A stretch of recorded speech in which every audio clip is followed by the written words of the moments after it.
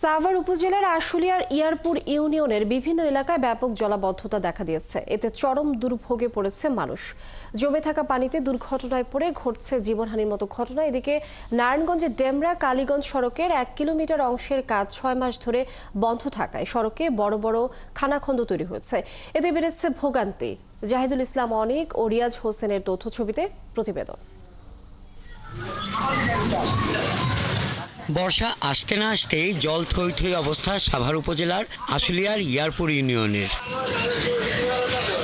বিগত কয়েক বছর ধরে এমন অবস্থার মুখোমুখি হতে হয় ইউনিক, বাইপাল, জামগড়া এলাকা এবং আশেপাশের মহল্লার বাসিন্দাদের। পানি ঢোকে ঘরবাড়িতে। ইউনিয়নের 3 কিলোমিটার সড়কে চলাচলে পোহাতে হয় চরম দুর্ভোগ। গত 16 এপ্রিল ইয়ারপুর ইউনিয়নের ফ্যান্টাসি কিংডমের সামনে পানির নিচে থাকা গর্তে পড়ে প্রাণ হারায় 2 জন পোশাক শ্রমিক।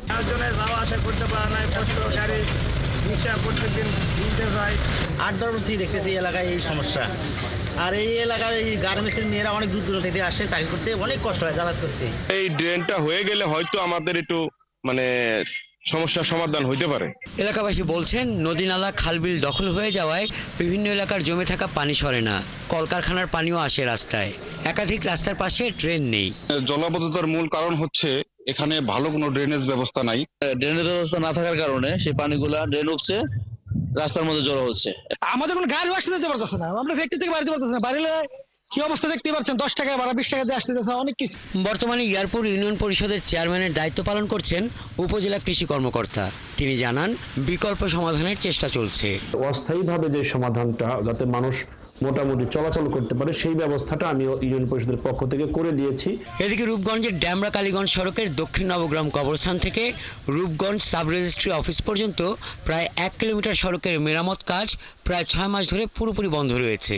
গত কয়েকদিনের বৃষ্টিতে সড়কের অনেক অংশে হাঁটুর উপরে পানি জমে গেছে।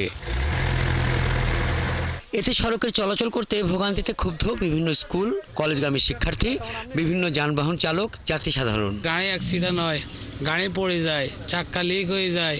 প্রতিনিয়ত দুর্ঘটনা ঘটতেছে। সেদিনকে একটা লোকে অটো পড়ে গেছে। আমরা চাই একটা সুন্দর রাস্তা আমাদের করে দেয় গভর্নমেন্ট। পুরো নদী হয়ে গেছে, মাছ চাষ করার মতো অবস্থা। আইদারিনা রূপগঞ্জ গাড়ি উল্টা। উপজেলা প্রকৌশলী কর্মকর্তা জানান, সড়কটি দ্রুত সংস্কারের জন্য ঠিকাদারি প্রতিষ্ঠানকে বলা হয়েছে। সড়কের বিভিন্ন স্থানে বিদ্যুতের খুঁটি পড়ায় কাজে কিছুটা দেরি হয়েছে। ইলেকট্রিক পোলের কারণে আমরা এর আগে কাজ শুরু করতে পারি নাই। তবে আমরা পল্লী বিদ্যুতের সাথে যোগাযোগ করে লাস্ট সপ্তাহখানিক হবে আমরা ইলেকট্রিক পোল অপসারণ হয়েছে। 2023 সালের মে মাসে স্থানীয় সরকার ও প্রকৌশলী অধিদপ্তরের অর্থায়নে 85 কোটি টাকা ব্যয়ে 16 কিলোমিটার সড়কটি সংস্কারের কাজ পায় ঠিকাদারি প্রতিষ্ঠান NDE। হাসান আহমেদ, 71।